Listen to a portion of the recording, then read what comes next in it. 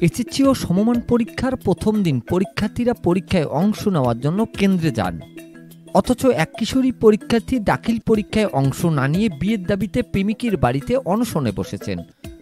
10 April বৃহস্পতিবার ঢাকা পোস্টের প্রতিবেদনে বলা হয়, আমতলীর মহিষকাটা এলাকার দাখিল পরীক্ষার্থী এক স্কুল ছাত্রীর সঙ্গে পার্শ্ববর্তী চাওড়া ইউনিয়নের পূর্ব চন্দ্রগ্রামের আরিফ মৃদার প্রেমের সম্পর্ক হয়।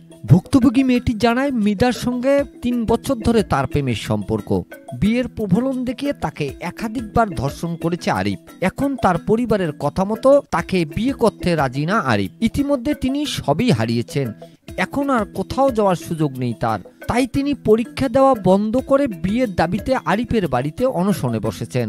24 ঘন্টার মধ্যে বিয়ে না করলে তিনি তার নিজের জীবন শেষ করার হুমকি দেন।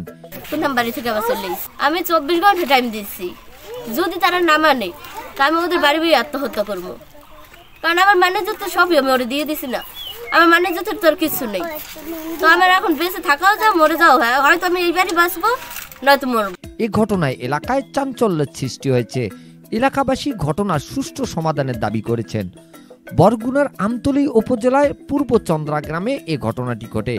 সম্প্রতি এমন খবর সোশ্যাল মিডিয়া এবং বিভিন্ন গণমাধ্যমে প্রচারিত হলে আলোচনার ঝড় ওঠে নেটিজেনদের মধ্যে। Mizanur Rahman, DRS news.